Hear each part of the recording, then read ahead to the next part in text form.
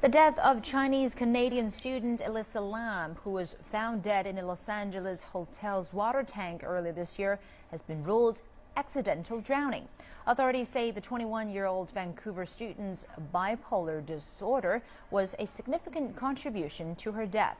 Toxicology tests turned up no signs of foul play or drug use. Elisa Lam went missing on January the 31st while staying in the Cecil Hotel in Los Angeles. Surveillance video shows Lam acting strangely in a hotel elevator. The bizarre circumstances of her disappearance fueled speculation she may have been murdered.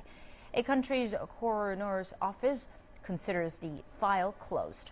And official reports on her death will be issued in a week.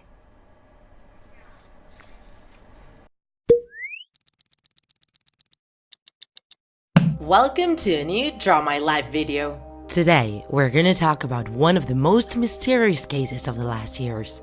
The death of the young girl from Canada with Asian origins, Elisa Lam. Her death seems like something taken out of the mind of a clever killer, and for some people it is a perfect crime of the last century. In January 2013, Elisa Lam, a 21-year-old student at university, decided to go on a trip around the US on her own. She wanted a change and to visit the west coast of the country in Los Angeles, City of Stars. Her starting point was San Diego, California. When she arrived in Los Angeles, she went to the old Hotel Cecil, nowadays called Stay on Main. Elisa called her parents every night to tell them how her adventure was going. She was planning on going to Santa Cruz on the 31st of January, but her relatives never got any news on whether she had made it there safely or not. Worried about her, they contacted the authorities and they started an investigation. The staff at the hotel said they had seen her alive that day, but there was no trace of the young tourist. Her disappearance was notified and they put signs all around the city. There wasn't a single clue until, going over the surveillance cameras of the hotel, they found something disturbing. It was a recording where Elisa went in and out of the elevator, looking nervous, pressing hysterically all buttons and talking to herself. It seemed like she was running away from someone or suffering a psychotic attack. The weirdest thing was that the doors of the elevator didn't close until she disappeared in the hallway. This disturbing video of the elevator went around the world and became viral, showing the chilling last minutes of Elisa Lam's life. After several weeks of investigation, a complaint from one of the guests in the hotel would take the detectives to the location of the young girl. The water system seemed to be having pressure problems. The water coming out of it was muddy and tasted weird. When they checked the tank of the rooftop terrace, they found a dead body of Elisa, floating in a state of decomposition. There weren't signs of trauma, abuse, or aggression. The autopsy confirmed she hadn't taken any kind of psychoactive substance, and it all pointed to a natural death caused by drowning. The water found inside her lungs was the same water there was in the tank. Elisa's medical record revealed that she was bipolar, but that didn't explain how she had ended up there. The access to the rooftop terrace was restricted, and the cover of the tank was too heavy. Even the firefighters had to make a hole to reach the body. So, how is it possible that Elisa got herself inside the water tank? As an answer to this mediatic case, conspiracy theories and possible explanations didn't take long to start appearing to try and shed some light on the case. The Cecil Hotel has a dark history with a number of murders and cases of macabre suicides. The serial killer Richard Ramirez, the Night Stalker, guilty of killing 14 women during the 80s, had been living in that hotel. Also, the serial killer from Vienna, Jack Unterweger, the Austrian prostitute killer, stayed at the Cecil Hotel, where he committed several homicides. Other theories talk about the supernatural. The gloomy history of the hotel is surrounded by ghosts. There are many testimonies from tourists that say they've been victims of attacks from the great beyond in their rooms. Maybe it was a spirit, the one that perpetrated the murder, possessing the young Elisa. Some internet users detected a similarity in Lam's behavior with that of the Japanese movie from 2002, Dark Water, by the Japanese Hideo Nakata. In the film, where an evil spirit uses water to attack, Elisa's death seems to be represented, with elements in common, such as the scene in the elevator or the water tank. There is this crazy theory on the internet that says Elisa pushes the button for the 4th floor first, by which a ritual originary from South Korea starts, in order to go to a different dimension. The order to follow in the buttons would be 4th, 2nd, 6th, 2nd, 10th, and 5th. The circumstances surrounding her death are so mysterious that they inspire the plot of many TV series, such as How to Get Away with Murder and the 5th season of American Horror Story, Hotel. The Spanish TV show Cuarto Milenio, the 4th Millennium, also talked about this. 6 years have gone by, and nowadays nobody knows what really happened to young Elisa Lam. Just as Black Dahlia's case and other terrible crimes in history, it remains unsolved. Do you have any other theories, tic-tackers? Did you know Elisa Lam's story? Stay away from elevators and be careful with which hotel you go to if you travel to Los Angeles, tic-tackers. If you enjoyed this video, don't forget to like it, and if you want to see more Draw My Life videos, subscribe to our channel. See you in the next episode!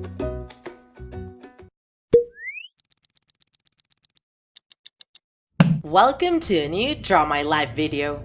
In this Scary Tuesday, we're gonna get a bit mystic and playful, and we're gonna tell you about the elevator game. A ritual of a Korean origin that takes you to an unknown dimension to contact spirits. If you are the kind of person that has always felt like exploring other dimensions, this is your challenge. You only need to go through a simple procedure to move to a different world, completely dark and spooky. The requirements you need to meet to play this game are quite simple, especially if you live in a city. When you live in the countryside, it gets a bit more difficult. The thing is, you need to be inside a building with an elevator at least 10 floors high. It's important that you are alone in the elevator, and it's better if you try it when there is not many people passing by, so you don't have neighbors calling the elevator. If this happens, you have to start over again. So if you're brave enough to play, we recommend that you grab some paper and a pencil to make notes. These steps you need to go through are a bit confusing. The first thing you gotta do to try and get to the other dimension is get on the elevator on the 1st floor. Then, you have to press the button for the 4th floor. Once the elevator gets there, you have to press the button for the 2nd floor and so go back down. When you are in the 2nd floor, you have to press the button for the 6th floor. You have to wait, and then when you get to the 6th floor, you press the 2nd floor button again. Once there, you have to press the button for the 10th floor. And when you reach the 10th floor, press the button for the 5th floor. Right when you reach the 5th floor, a mysterious woman can get on the elevator and try to draw your attention. According to the rules of the game, we have to ignore her completely. She's a spirit trying to disorientate the player and take him to a terrible dimension. Now, you have to press floor number 1. If at that point the elevator decides to take you to the 10th floor, get ready. That means you've done it all right. When the doors of the 10th floor open, you can either get off the elevator or stay inside. If you chose to get out of it and the woman had gone in on the 5th floor, she's gonna ask you, which floor are you going to? Don't answer. Don't look at her. You will know you made it to the other world thanks to a sign, and only one sign. The only person there will be you. You'll be in the same building, but in a different dimension. And not all dimensions are the same. You can make it to a peaceful one, but also to a very dangerous one. All the lights will be off, and the only thing you'll be able to see through the windows is a red cross in the distance. Some people say electronic devices such as cell phones or cameras don't work in the other world. Some others say they do. It's not really clear. In order to go back to your right dimension, if you stay inside the elevator, the only thing you have to do is press the button for the 1st floor.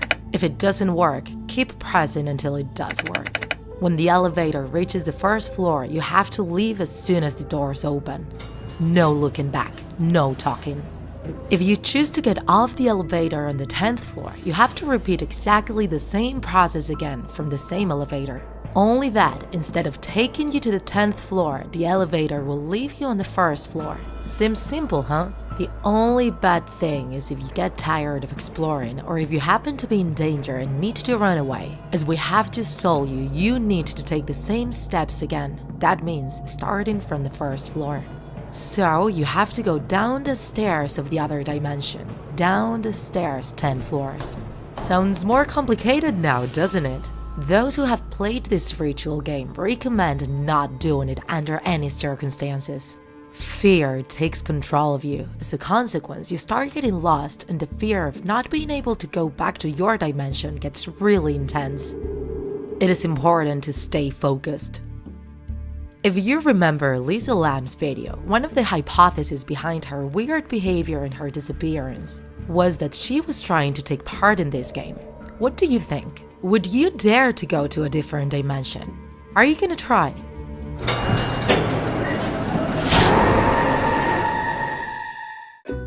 If you enjoyed this video, don't forget to like it. And if you want to see more Draw My Life videos, subscribe to our channel. See you in the next episode. We're all evil in some form or another. Richard Ramirez, aka the Night Stalker, said in an interview after being imprisoned for his heinous crimes. He relished evil, has even been called the embodiment of evil, not just because of the murders he committed, but because he believed his sadistic impulses were in line with what Satan would have wanted. A one-man epidemic of madness and murder, the American media said about him after he was captured. Lock your doors, lock your windows, intoned the Los Angeles police, because you could be next. Ramirez was the boogeyman.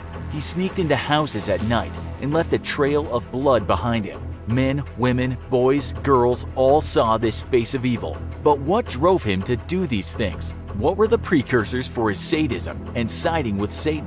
The man who had signed his gruesome crime scenes with Jack the Knife, or inverted pentagrams, was born on February 29, 1960. Before becoming an avowed Satanist, he was, like us all, an innocent young boy. What happens to the boy is the molding of the man. And as with many or even most serial killers, childhood is filled with terror and trauma. According to the seminal book on serial killers, The Method and Madness of Monsters, Ramirez's childhood fit the description of many killers' younger years. He grew up with a father who had once been a policeman in Mexico, but later had moved to El Paso, Texas. This father was prone to fits of violence, of which Ramirez was said to be a victim. His mother was a religious zealot. The same book tells us that Ramirez experienced something else many other killers have, and that's serious head injury. He was knocked unconscious twice as a child, which later resulted in him having epileptic seizures. It's also said that when he was just 7 or 8 years old, he may have had witnessed one of his brothers being molested by a neighbor, but it's unknown if this happened to Ramirez himself. Nonetheless, during childhood, he was liked in school, had girlfriends, with one of those girls later saying he was always sweet and gentle with her. So, what happened? One of the things often mentioned when people try and understand the madness of Richard Ramirez is when he was just 12 years old, he was witness to a grim sight. These were photos shown to him by his cousin, a Green Beret who had returned from the Vietnam War. Those photos should have been traumatic for Ramirez because what he saw was American soldiers forcing young Vietnamese women to perform fellatio on them. Other photos revealed something even more horrific, and that was the severed heads of those girls. Was he traumatized by those photographic scenes? Years later, Ramirez would say no. He would say that he had been aroused by what he had seen. At that same house where his cousin lived, Ramirez would eventually see that cousin shoot his own wife in the face in cold blood. Ramirez, then 14, was told to keep quiet about the murder. He did, but the cousin was arrested. He wasn't convicted of murder for the reason of him being insane. After this, Ramirez was sent around to that house to pick up some property. He later said he could still smell the blood, saying he found that to be a mystical experience. The young boy was withdrawn, quiet for years after. Here we have the killer in the making. But before he embraced sadism, he began burgling houses. He pretty much dropped out of school, went to LA to visit his heroin-addicted brother, and that's when he was trained in the art of stealing. There, he began experimenting with the powerful hallucinogenic drug LSD, and if that wasn't bad enough for an obviously fragile mind, he started to take an equally powerful drug, a horse tranquilizer nicknamed angel dust. This drug is well known to cause delirium and mania in some people, and with Ramirez at this point becoming obsessed with dark heavy metal and slasher horror films, we might see where his fixation with Satan was born. In the summer of 1978, while exploring one of his new pastimes, injecting cocaine, Ramirez read a book by a man who claimed to be a fully fledged Satanist. The book was called The Satanic Bible, and it would inspire the 18-year-old Ramirez to drive out to San Francisco to meet the author. There he got involved with satanic rituals, and said later that during those dark ceremonies he actually felt the hand of Satan touch him. At this point, he pretty much cut off all ties with his family. We know little about what happened to Ramirez in the ensuing years, but it's said he took a part-time job in an El Paso hotel while still a teen, and started robbing guests as he had the door keys at times. It's also said that he was beaten very badly at one point after a male guest had returned to his room to find Ramirez attempting to molest his wife. After that, Ramirez moved to California for good, where his darkness would be consummated in the act of various depravities, including rape, extreme violence, and murder. In 1983, Ramirez's sister went looking for her estranged brother. According to the book we mentioned, she found him living in a cheap hotel situated close to an LA bus station. He was still injecting cocaine, and he told her that he sustained his addiction by robbing from houses. He'd done this many times, informing his sister that the reason he had never been caught was because Satan was on his side. A year later, and we have the first of his murders. This terrible deed was only found out much later after his arrest, with investigators matching his DNA to the scene of the crime in 2009. He raped a 9-year-old girl in the hotel where he was staying while in San Francisco. He then stabbed her and hanged her from a pipe in the basement. Just 2 months later, and Ramirez would commit his second murder, which was originally said to be the first of the dreaded Night Stalker's kills. This time, Ramirez had entered the house of a 79-year-old woman and found her sleeping in her bed. He stabbed her multiple times and then almost decapitated her after slashing her throat. His second attack came almost a year later, when he waited for a young woman to pull into her driveway. When she got out of the car, he shot her. She survived, as would many of his other victims. He shot another woman in her house sometime later, this time killing his victim. Just 1 hour later, he shot and killed another woman. It's at this point that he got the name the Walk-In Killer. Here's a man who just entered people's home, their safe haven, and in Ramirez's case, literally let hell break loose. His killing spree in 1985 shocked the city of Los Angeles. Another time he entered the house of a husband and wife, shot the husband dead, then raped and killed the woman. He took out her eyes, walking off with them and the rest of his stash. It's said he took those eyes with him inside of a jewelry box he'd stolen. Often he would take out the husband and then bound and gag the wife. Then he'd rape the wife, sometimes telling them that they had to say the words "I love Satan," leaving them dead or close to dead. That same year, he entered the house of 2 women over the age of 80. He bound and raped them both, bludgeoned them with a hammer, after which he drew a pentagram with lipstick on one of the women's thighs. They were found alive but unconscious, and one of the women died from her injuries. Another time, he got into the house of a woman and her 11-year-old son. He brutally raped the woman but spared them both after tying them up. Later, he found a 16-year-old girl sleeping in her bedroom. He hit her repeatedly across the head with a tire iron, only then to look for a knife to finish her off. He didn't find one and so tried to strangle her with a telephone cord, but electric sparks scared him off. He immediately fled, believing those lights to be God intervening and saving the girl. The girl survived but needed over 450 stitches. He committed many more similar crimes, entering the houses of families, killing the husband, and brutally raping the wife. Often he would make his victims swear to Satan. Sometimes he would leave them breathing, sometimes he would make sure they were dead. Other times, people just miraculously survived the ordeal. This was confusing to police as to why he would sometimes leave people alive. What some criminologists did know was that here was a man who talked about Satan, left satanic symbols at crime scenes. He killed for thrills, but he might also be what's called a missionary killer, sent to do his business by a power higher than him. As his crime spree in 1985 was almost coming to an end, Ramirez attempted to enter the house of a family, but his attempt was thwarted. Ramirez drove away, but his stolen car was clearly seen.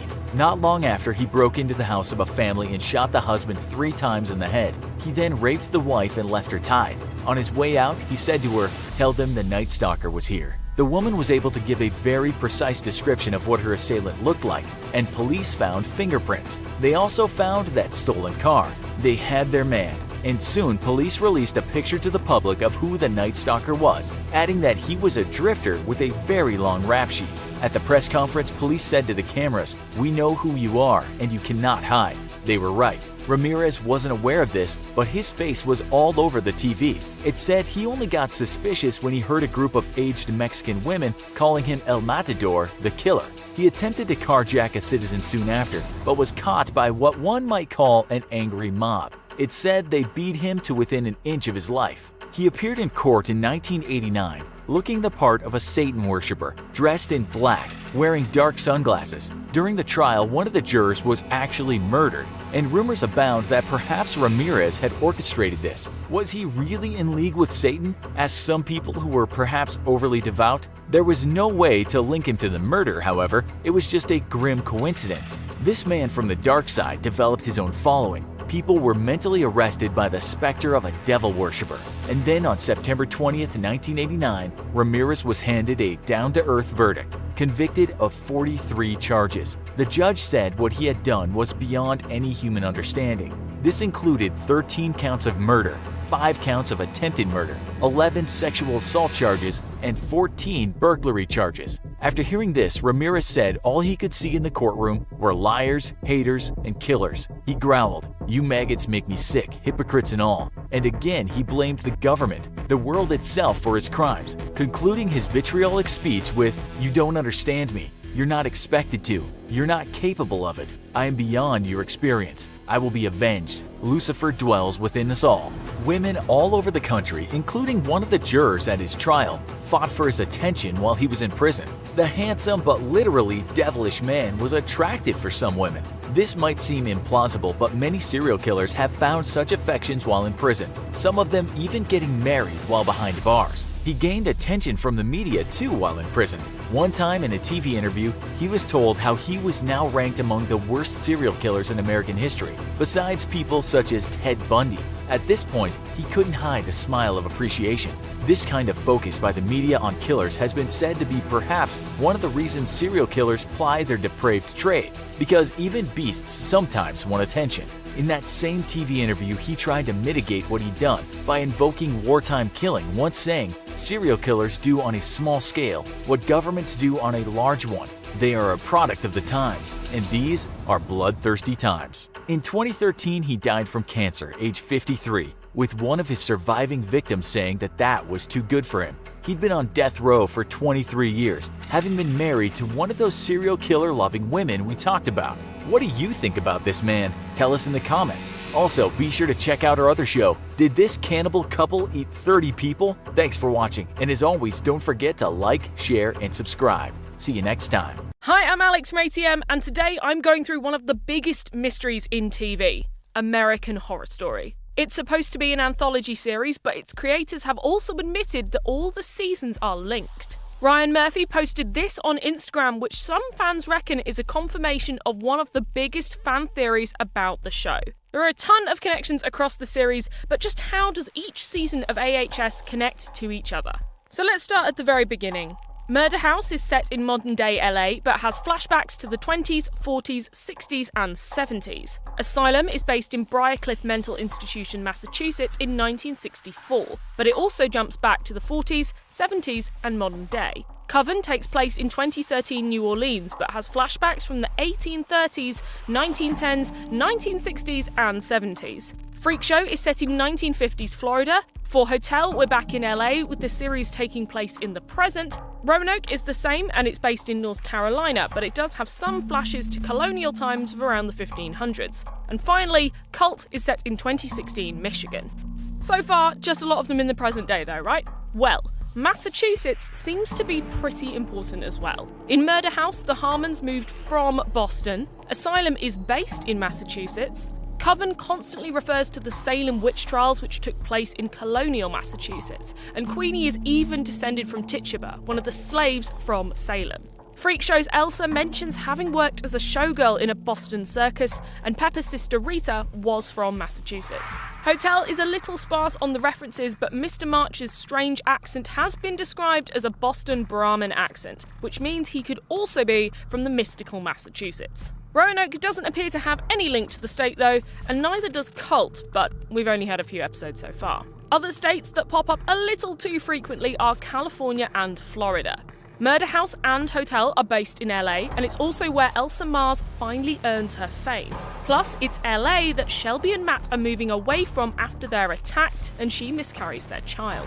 Meanwhile, Freak Show is based in Florida, which is where Vivian from Murder House mentions she has family. In episode 7 of Freak Show, the doctor who commits suicide has his practice packed away by his other daughter. Not the daughter that has a husband and children, but who came down from Boston to bury her father. There is one theory that the doctor could be the father of Vivian from Murder House, which would make the other daughter Vivian's sister Jo. Although the timeline doesn't really work, so it's more likely that they're just relatives, potentially aunt and niece. Speaking of families, the Montgomerys have popped up across the series as well. Charles and Nora Montgomery built the Murder House in 1922. Famous movie star Madison Montgomery hails from LA as well. Now, Charles and Madison both managed to create human Frankenstein's monsters via the Infantata and the Build-A-Boyfriend Kyle Spencer, which could suggest that there are some witchy genes being passed along through the Montgomery family tree.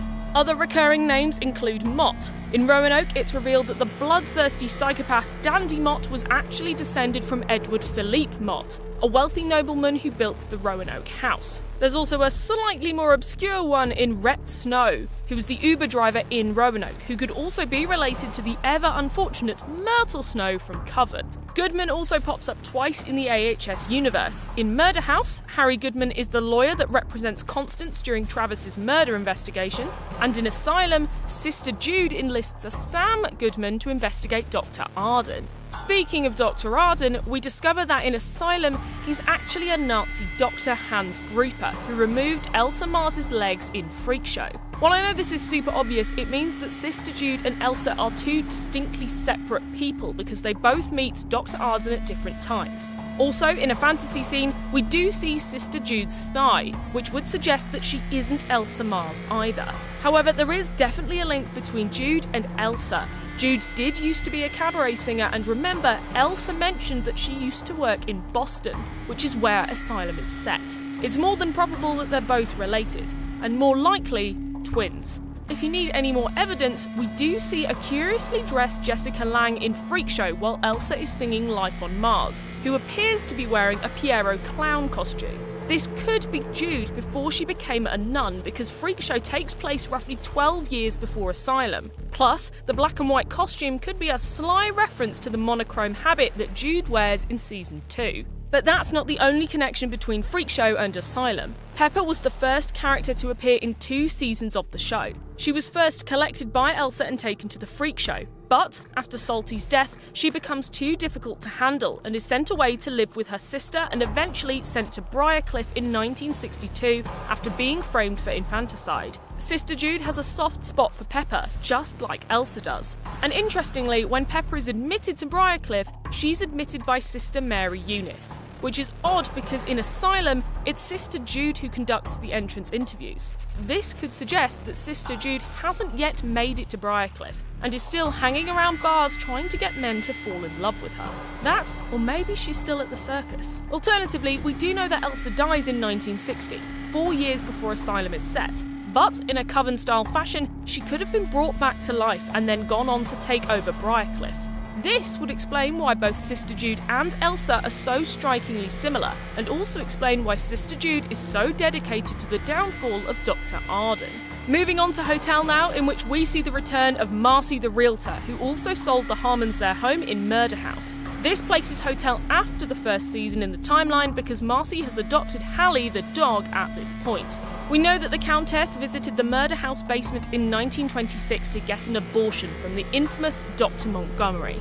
Elizabeth's baby is deformed and with a lust for blood, which is eerily similar to the Montgomerys' very own infantata. One fan theory is that since Elizabeth had already turned by the time she got an abortion, somehow her blood contaminated Thaddeus Montgomery's during his resurrection, which would then create the infantata. Hotel featured Queenie from Coven as well, aka the human voodoo doll, who came to the Hotel Cortez to win big on The Price is Right. Queenie's powers didn't work on James Marsh though, because he's already dead, and he eventually killed her. Curiously, Liz Taylor recognises Queenie from the news, which leads into another huge thematic connection through the series: TV. In Asylum, Lana Winters gives a television interview about her experiences at Briarcliff. In Coven, Cordelia reveals the existence of Miss Robichaud's academy to the media. In Freak Show, Elsa's death takes place on the cursed Halloween slot. In Hotel, Billie Dean Howard returns to the AHS universe after her first appearance in Murder House. Only this time, she's had several successful TV specials under her belt and is planning to make another in the Hotel Cortez. Roanoke continues the TV theme, with the season starting out as a fictional series, My Roanoke Nightmare, with the dramatic shattering of the fourth wall. So far, we're not too sure about Cult, but the focus on the election must involve media and news outlets in some way, so I'm predicting that TV will come into play again. While we're on the subject of Roanoke, it has a ton of references to Murder House. Roanoke's opening deliberately echoes Season 1, focusing on trees and the house, which could be some kind of meta-commentary on TV again. The piggy man that appears to one of Ben's patients in Murder House is shown to have originated in Roanoke. Plus, Croatoan, which first appears in Murder House, was also used in Roanoke. Those murdered nurses that died in Season 1 do seem to echo the murderous nurses in Roanoke, and both Shelby and Vivian suffer miscarriages. Plus, the idea of the Antichrist is initially brought up in Season 1. You just cut to the chase. This piece of paper reveals the precise nature of the Antichrist. And is defined as a child born of both human and spirit who will usher in the end of times. The end of Murder House shows Vivian's child murdering Constance's housekeeper. Iris in Hotel has to look after the Countess and James March's monstrous child. And finally, we see Scathach sleeping with Matt, which could also result in what might potentially be the third Antichrist of the show. And while we're on the subject of Scathach, Murphy has revealed that she was the original Supreme, which connects Roanoke to Coven. Another connection is Cricket Marlowe from Roanoke, who is from New Orleans. And while this is only a passing comment, it's actually incredibly important, because the same actor who actually plays Ashley Gilbert in the reenactment appears in Coven. Leslie Jordan also plays Quentin Fleming in Season 3, which takes place in New Orleans, which could suggest that Fleming and Gilbert are related. But Fleming isn't the only recurring, well, maybe, character in Roanoke. Lana Winters from Asylum pops up at the very end of Season 6. And from the very small amount of Season 7 that we've seen, we know that Twisty the Clown from Season 4 has become a pop culture icon, which intrinsically links Freak Show and Cult, and suggests that there could be a larger crossover between the two seasons. So as we can see, there's a lot of crossover in American Horror Story. But if Murphy's Instagram is anything to go by, then we've got another 2 seasons to work out other links, so at least we've got some time. If you've got any other connections, let me know in the comments below. If you enjoyed this video, drop us a like and hit the bell icon to turn on post notifications. Don't forget to subscribe and stay well clear of any haunted houses near abandoned colonies. See ya!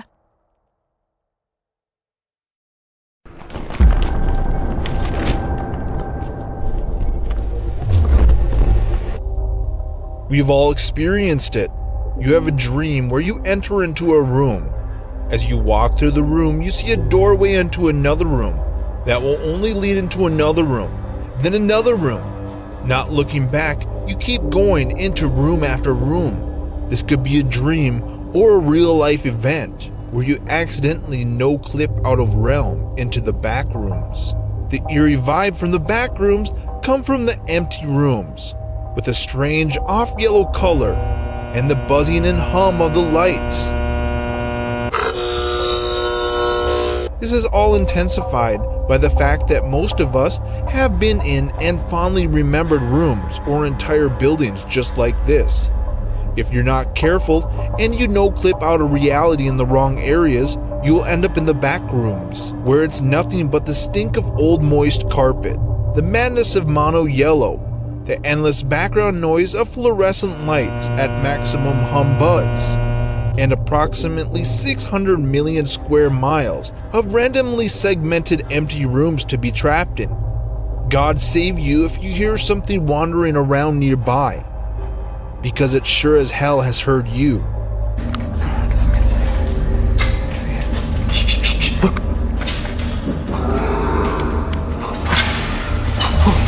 Go this way! There's 3 levels of backrooms, level 0 through 2. Level 0, this level of the backroom, is the one most people enter and exit in. It makes up at least 1 million square miles of 600 million square miles of complete backrooms. It's full of randomly segmented rooms that each look almost exactly the same. The walls are all mono yellow with the same wallpaper throughout. A few outlets scatter the walls, but they are most likely useless. The floor is stained and has moist carpet. Some areas near the walls are contaminated with mold. Interactions with other beings in this region are rare, but can happen. The beings in this level are mostly humanoid, but are very hostile. If you see one in this level, do not look at it. Turn around and slowly walk out of the room the being appeared in. The darker walls in some of these rooms are entry points into the back rooms and can be used to exit, although some might exit into worse places than the back rooms. It is recommended to only use your entry point. Level 1. Level 1 is very similar to Level 0, though with a few major differences. Few stay alive in the backrooms long enough to reach Level 1. The trigger to reach this level is seemingly completely unpredictable. At any point in the backrooms after at least 4 days, there's a chance the lights will begin to flicker on and off. Eventually, the lights will turn off for minutes or hours at a time. While the lights are off, this level is very dangerous. Interactions with beings in this level are very common, and they are more non-humanoid. They would usually come near when the lights are off, and they are close when you can hear distorted noises nearby, usually resembling screaming. Shh. Do you hear that? Strange noises other than the beings are more common here as well, like rumbling of machinery and creaky sounds in adjacent rooms. Escape here is still possible through the exit points. This level covers an unknown amount of square miles, though predicted to be at least 1 million. Level 2 is the most hostile and unexplored part of the backrooms. At least as of now, after getting far enough from your entry point, the sound of machinery will begin to grow louder and the buzz of the fluorescent lights will become softer until the rooms themselves change slowly into hallways. Eventually, the drywall becomes concrete and large pipes begin to line the walls, resembling industrial maintenance tunnels. This level is claustrophobic and lengthy with seemingly never-ending tunnels that stretch on for miles. If you come into contact with a being in this level, your only choice is to run to the opposite direction, as they become hostile on sight here. One of the beings is seen in the photo to the left, the only known photo taken in Level 2. It is thought to be one of the lesser hostile beings in Level 2. In some areas, the heat can be unbearable, reaching levels of 110 Fahrenheit or higher. This is thought to be due to whatever substances are in the pipes. Exiting is thought not to be possible in Level 2 via the entry points. The only way to exit is to be completely calm and consciously imagine the backrooms as your home. Then you might be able to leave. This is the final explored level, though there is thought to be many more. The size of this level is unknown. These are stories from users that have experienced the backrooms.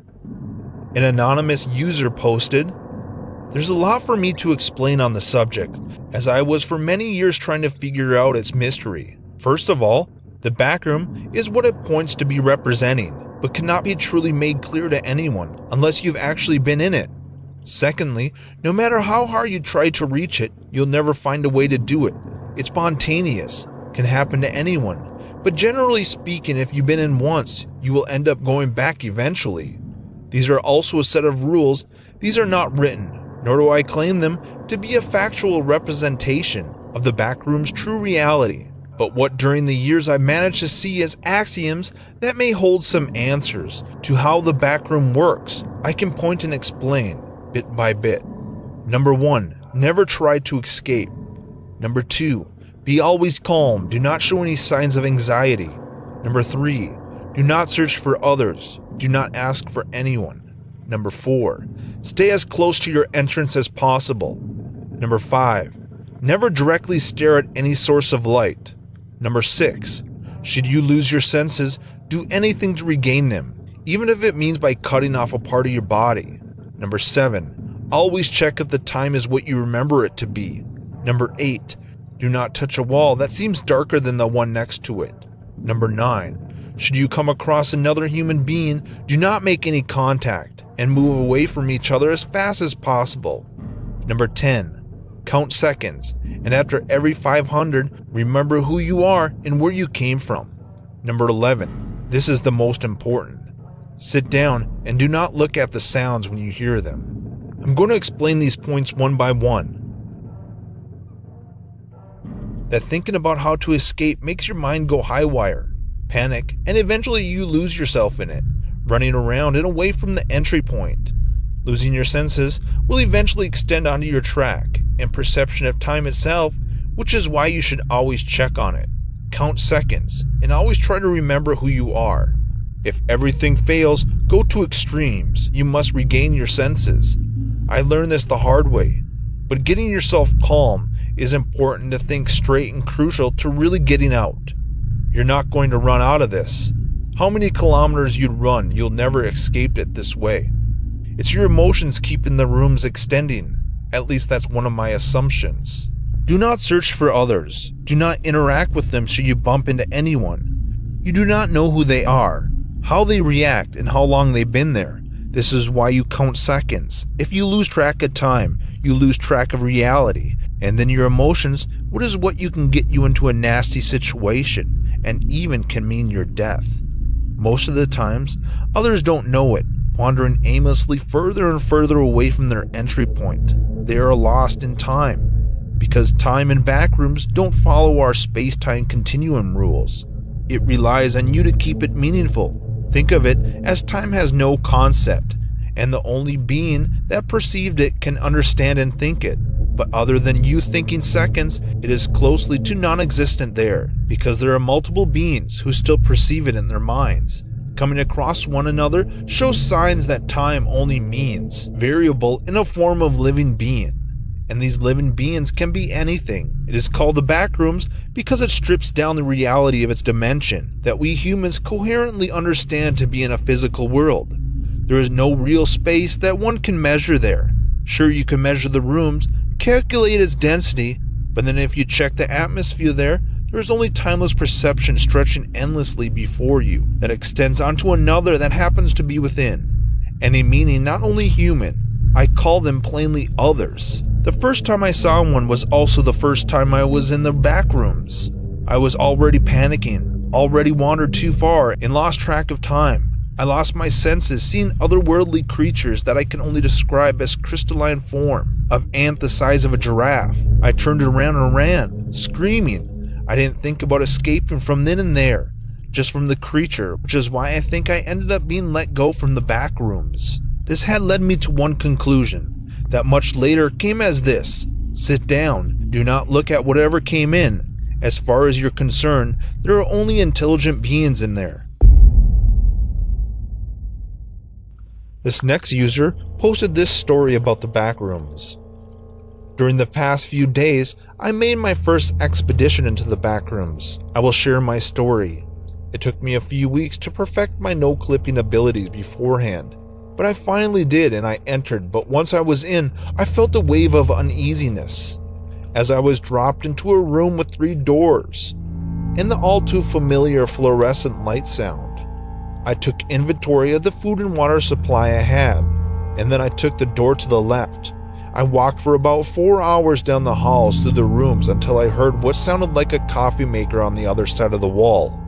I walked around a corner to find a door to the area where the sound was, and there I faced my first being of the back rooms. I have never heard anything like it from all of the journals I have read. It had 4 legs and 6 arms protruding from the shoulders of it, and a very long neck that dipped down to its feet in the floor. I stood there frozen for what felt like hours as the being telepathically communicated with me. It said, "Do not fear, for I see that you are new to the realm. Thus I will share with you of my vast knowledge. Do not trust the one in the corner." I asked what that meant, but when I did, the lights flickered and the buzzing got louder until I could not hear or see. And then I was in the room I started in. I looked at my watch and noticed that over 16 hours had gone by in the moment. I then quickly returned to our realm, and I can say that while frightening, the back rooms are also immensely intriguing. This next user posted, I've taken 6 round trips to the back rooms before, and never yet have I seen something like this. Real, tangible. It spoke to me. As soon as I turned a corner and came upon it, I turned to run, but before I could, I froze up. It allowed me to turn my head to see it better. I noticed how its limbs stretched into the walls, feeling the space up upon the corners. Yet despite the position in which it sat, seemed perfectly comfortable. After a longer look, I noticed black speckled blood dripping from where an arm might have been, as if it wanted to let me know it did not want me to end the same way. I looked at him one last time, and when I blinked, he was gone. His hallway disappeared into a regular kind of room again. This is a picture of the creature that the user saw.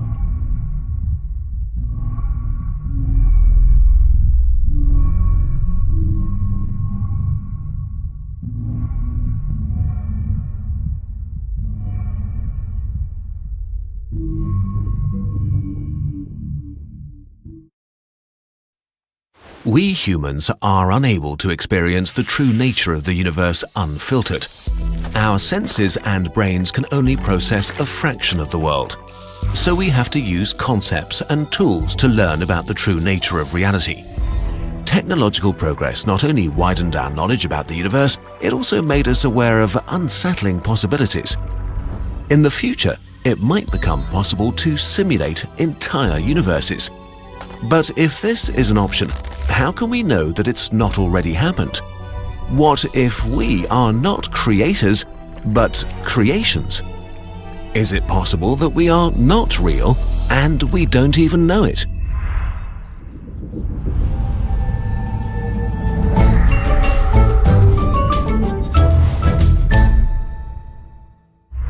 If our current understanding of physics is correct, then it's impossible to simulate the whole universe with its trillions and trillions of things. But we don't actually need to anyway.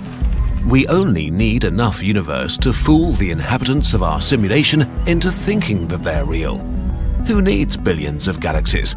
We only need the space our subjects are allowed to explore. The vast universe could just be a flat projection, and they would have no way to know. What about small things like cells or bacteria? We don't really need them. When you use a microscope, what you see could be instantly created. Same with atoms. The chair you're sitting on right now does not need to be simulated with quadrillions of atoms. We just need the outermost layer of it. It might be empty inside until you decide to break it open. Your body might feel like it's filled with bubbly things, but it might be empty until you open it. The minimum requirement for our simulation is only the consciousness of our virtual humans. Our subjects just need to think the simulation is real. Okay, so are we being simulated? Well, maybe, but there are a few conditions that need to be met. Obviously, we have no authority over this topic, so please take everything we say with a grain of salt. Based on a modified version of the original simulation argument by Nick Bostrom, we have 5 assumptions for you. If they're true, you, dear viewer, are living in a simulation. Assumption 1. It's possible to simulate consciousness. Nobody knows what consciousness is. For the sake of argument, let's assume that you could generate consciousness by simulating a brain. Brains are pretty complex.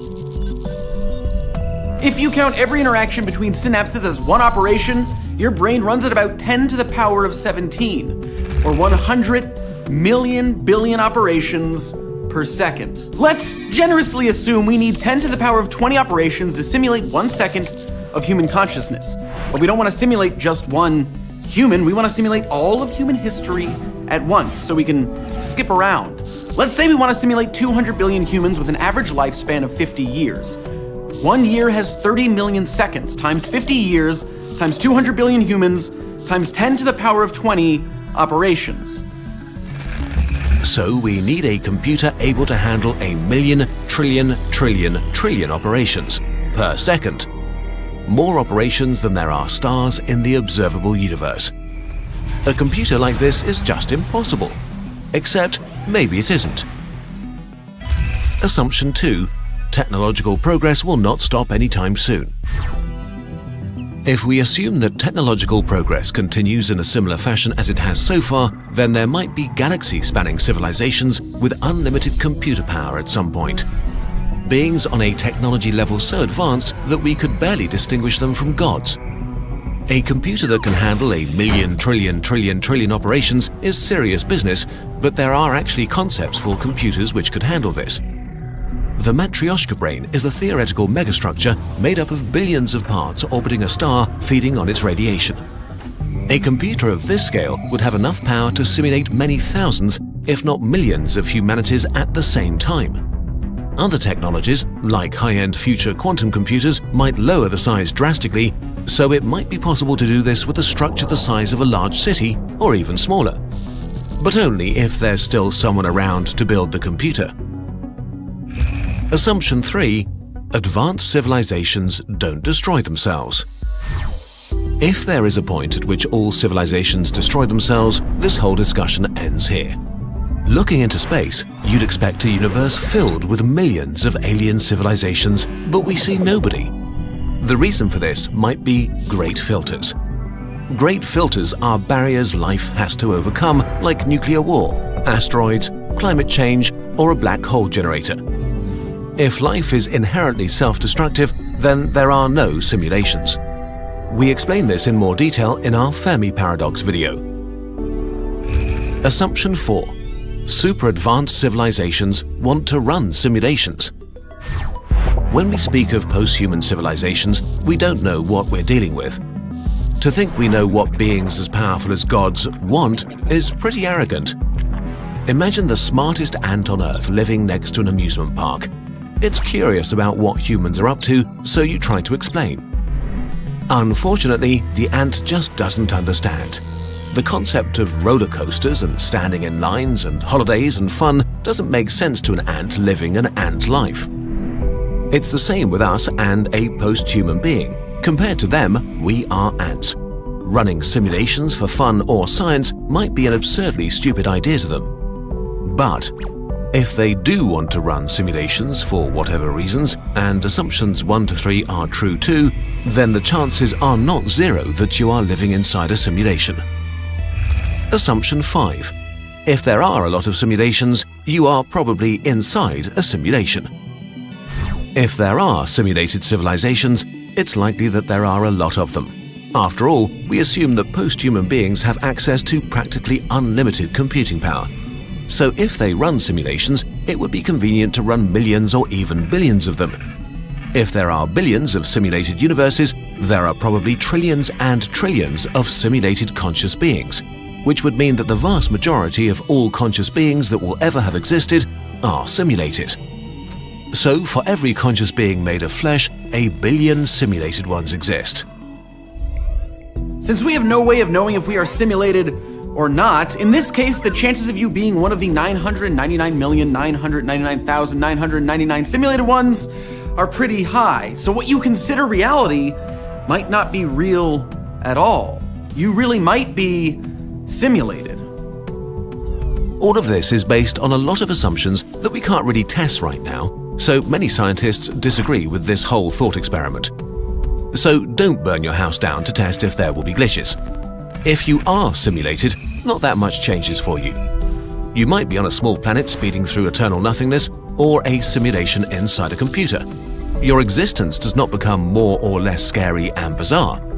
All we can hope to do is try to live good lives and have a good time. And hope that if we actually are simulations in a supercomputer, nobody trips over the power cable. Oh no. I think I just unplugged the simulation. But what if that doesn't matter? What if we are in one right now? What if you are simulated?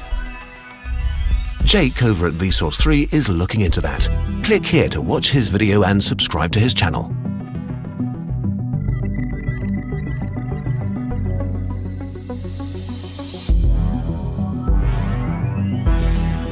Why are you still here? go over to Vsauce 3, watch the video and subscribe. We promise it's worth your time.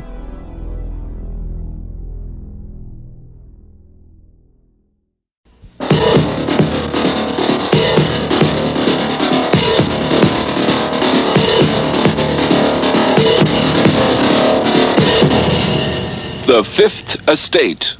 I'm Adrienne Clarkson. Tonight we report on a secret CIA research project carried out in Montreal in which mental patients felt they were used as the CIA's guinea pigs. They kept you asleep for 23 days.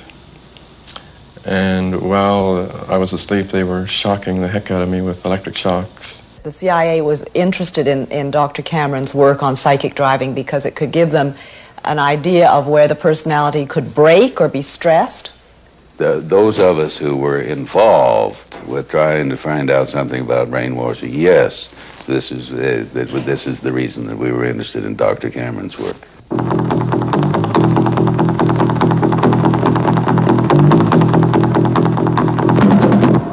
The American Central Intelligence Agency has been accused of manipulating citizens of countries all over the world, including Canada. At the moment, a number of Canadians are considering suing the CIA. They believe they are victims of covert CIA experiments. Tonight, two Canadians who feel the past 20 years of their lives were damaged by the CIA tell their stories publicly for the first time. They believe they were part of a CIA project called MK Ultra, a research project so secret that even the Canadian government was not informed that the agency was funding activities in this country. The CIA was seeking a new weapon, aimed not at the body, but at the mind. Americans became obsessed with brainwashing during the Korean War.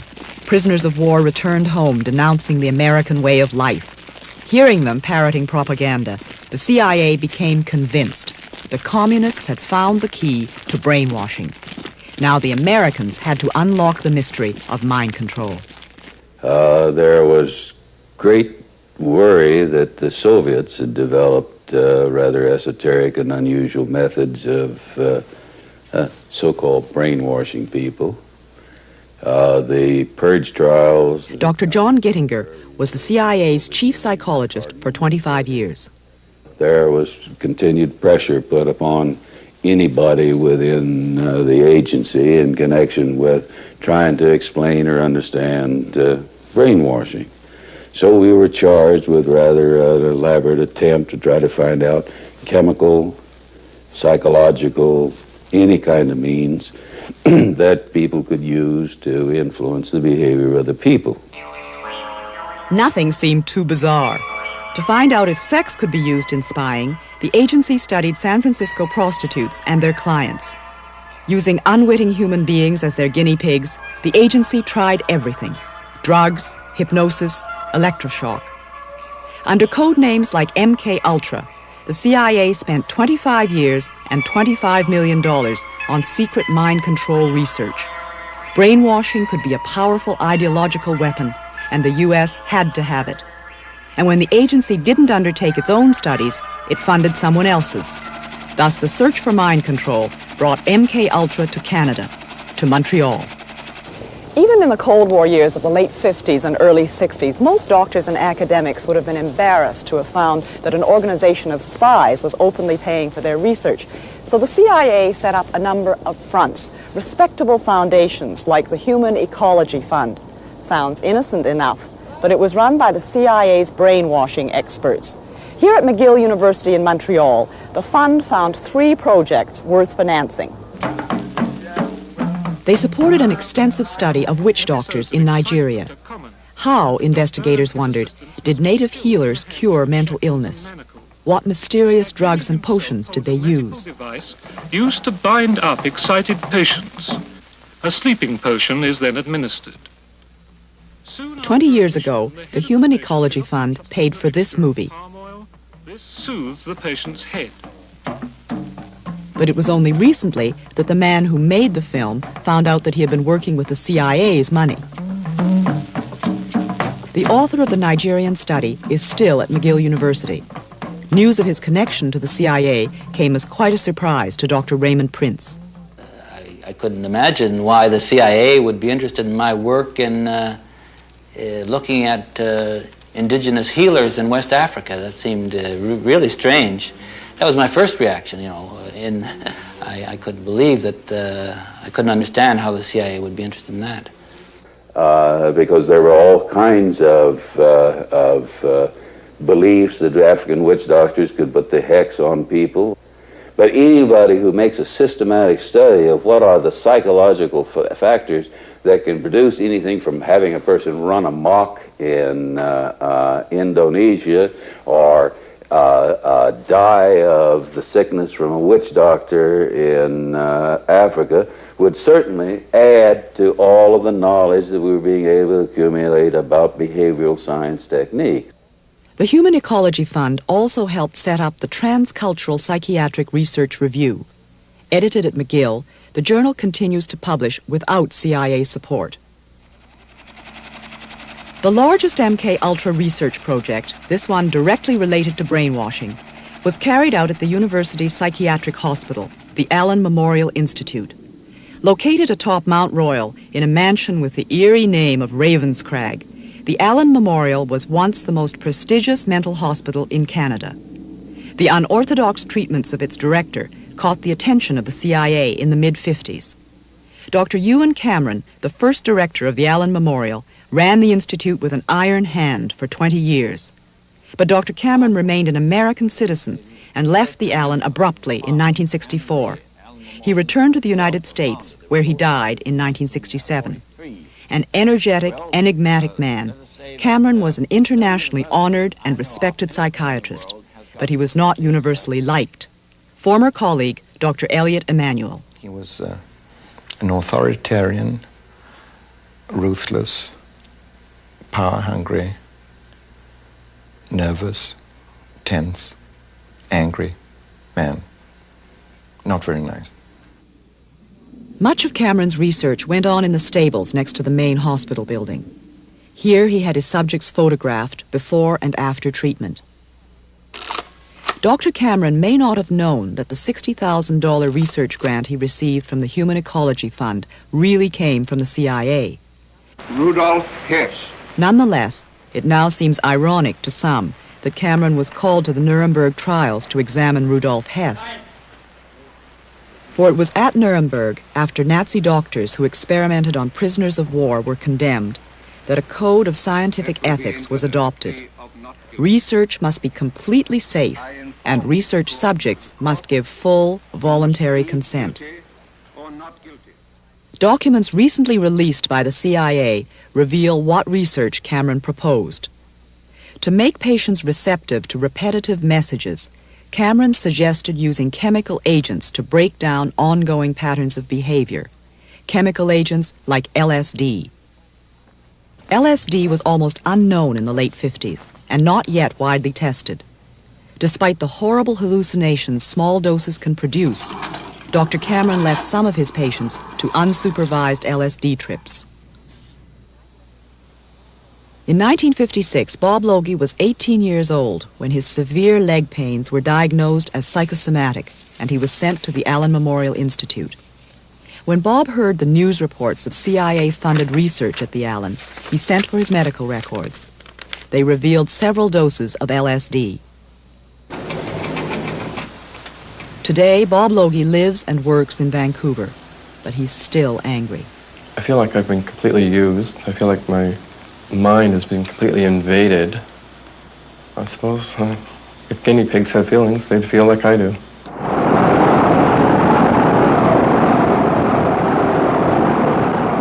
LSD trips were terrifying to patients who had never heard of LSD and who had no way of knowing why their world was suddenly upside down. Hallucinations last for hours. Experts say this is what an acid trip would look like if it could be filmed.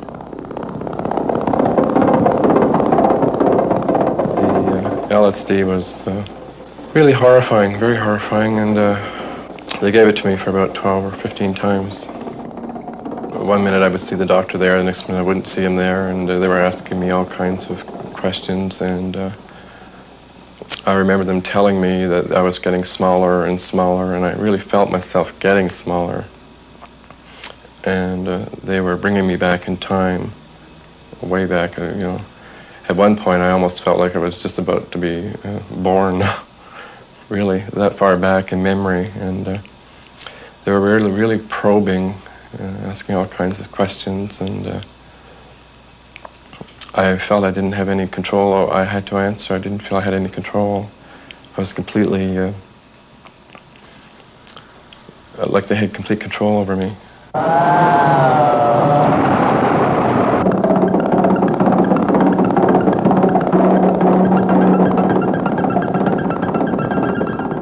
Bob's leg pains were eventually treated with cortisone, but the effects of the LSD stayed with him, and soon he was back in the hospital. I just felt I couldn't cope. I couldn't adjust after the LSD, and I was having a hard time. I couldn't hold down a job for very long.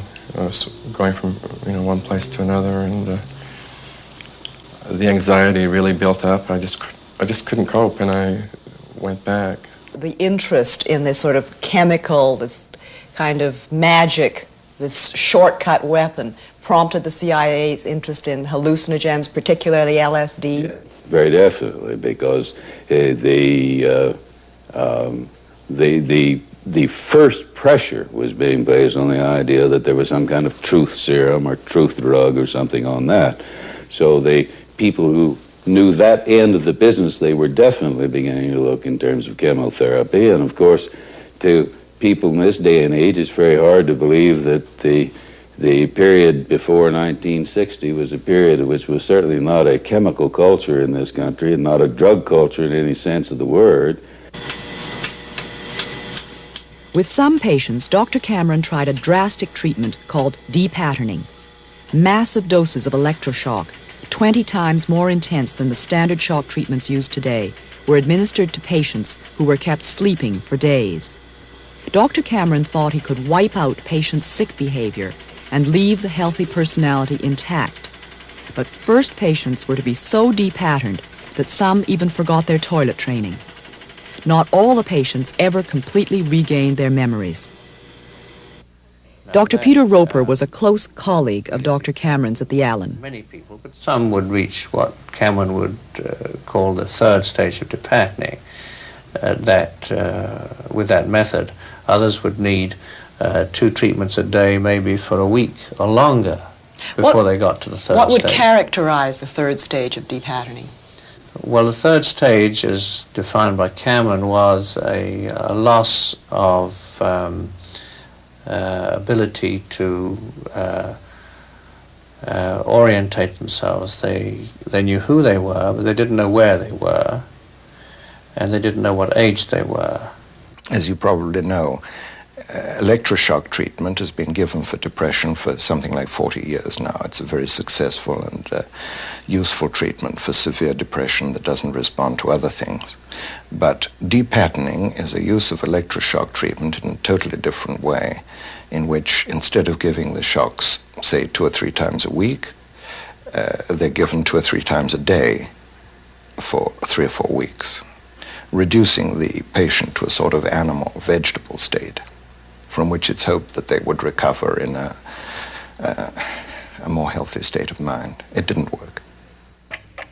To put patients to sleep for up to a month at a time, Dr. Cameron used a combination of depatterning and large doses of drugs. Individual taped messages were repeated to sleeping patients 15 hours a day in an effort to brainwash them back to health. Now, Cameron reasoned, with their negative memories obliterated, positive suggestions could be implanted. Suggestions like, begin to assert yourself, express your anger. Dr. Cameron called his technique psychic driving. Bob Logie had driving therapy when he returned to the Allen in 1959. I was there for a while, and I thought, I don't want to stay here, and I started to run away from the hospital, and they grabbed me, and then they put me on sleep treatment. And they kept you asleep for 23 days. And while I was asleep, they were shocking the heck out of me with electric shocks and playing tapes just over and over. I don't know what was on the tapes yet, but we're going to find out what was on the tapes through hypnosis. The CIA was interested in Dr. Cameron's work on psychic driving because it could give them an idea of where the personality could break or be stressed. Those of us who were involved with trying to find out something about brainwashing, yes, this is the reason that we were interested in Dr. Cameron's work. Patients came to the Allen Memorial Institute from all across Canada. Dr. Ewan Cameron, it was said, would give them the best psychiatric care money could buy. But some of the patients had no idea that a lot of their treatment, the LSD, the massive doses of electric shock, the sleep therapy, was highly experimental. When I was in the hospital in '59, my husband, that's when he told me he thought they were killing me, because he said it was every day and there's a special treatment which he doesn't know. I think there was some sleep. I was always asleep. He used to call the hospital. I couldn't have any visitors for 3 weeks, you see. Hilda Bernston was at the Allen Memorial in 1959 as Dr. Cameron's patient. She's convinced that the sleep treatment she received was depatterning. Her memory remains severely damaged. Mrs. Bernston was an English war bride. She and her Canadian husband went to Montreal in 1945 to raise their family. After a nervous breakdown, she was hospitalized at the Allen. It's 3 weeks that was out of my life as far as I'm concerned, because I can't remember anything about it. I didn't know my husband and my children, my brother-in-law and his wife. And my sister-in-law at that time, when she saw me, she cried. My brother-in-law told me this when she saw me. She's a registered nurse too, and she said she'd never seen such a change in a person in 3 weeks. But I looked really dreadful. I still can't remember my aunt being with us. I look at the pictures that we took when she was here. We took her to the New York, and we were at the museum there. I look at the pictures and I still can't remember her being with us. And she was with me for 3 months. And this aunt was my mother's sister, who was very near and dear to me. Dr. Emanuel thinks Cameron's use of extensive electroshock, depatterning, was somewhat unethical. The quantity, the frequency, the intensity, and the sort of animal state to which it reduced the patients. What you're really saying is that the doctor knows that by doing it that much to somebody, there's going to be an effect? Is that... Indeed. And with little promise of cure. Hope, but as it turned out, it wasn't, and it didn't become an accepted psychiatric treatment. So many patients were left with some amnesia after depatterning that the Allens stopped the treatment when Ewan Cameron left. Under the new director, Cameron's disciples would come to regret their enthusiastic use of depatterning. Dr. Peter Roper left the Allen Memorial in 1967. What were the circumstances of your leaving the Allen?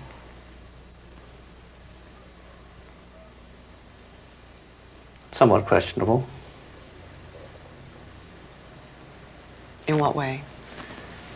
The annual reappointment was not renewed in '67. Did Dr. Cameron have anything to do with this, or was it after he left? Oh, that was after he left. He left in '64. Did you have any disagreement about treatments given there? I didn't disagree with anybody. I think there was the depatterning treatment was stopped, I think, in '65. So anybody that continued to do it after Cameron left didn't do it after 1965. So you didn't do it after '65? Oh, no. I certainly know that an intelligent, ethical scientist today would not do an awful lot of things that an ethical scientist would do in those days. How do you now feel about the use of involuntary subjects for CIA experiments or CIA-funded agency experiments? I certainly think that it would be ridiculous in this day and age. No, I don't see any way that you would do that. There was no informed consent, I would guess. that, as I've just said, informed consent, as we now know it, was not a part of research at that time, and especially as regards the use of LSD, perhaps, or the depatterning, I doubt if those patients really knew what they were being led into. Informed consent doesn't mean much to people who are mentally ill. Not many people are so mentally disturbed that they can't understand that they're being given an experimental drug, or they're being given electroshock 3 times a day. People can understand that. It can be explained in simple words. It had a great effect on my life. I mean, I have been sick before, and I've had treatment, but there were never any experience I had was like that I had in '59. I've never been able to sleep without medication since the sleep treatment. I went through years and years and years of severe depressions. I dream about it. All my waking hours, I think about it. It's eating me up. It really is. I mean, if he was doing it and knew what he was doing for the benefit of the CIA, then I don't agree with this at all. I mean, why pick on me or anybody else? I don't like that. It leaves me completely stunned. I don't know if I'll ever recover from it.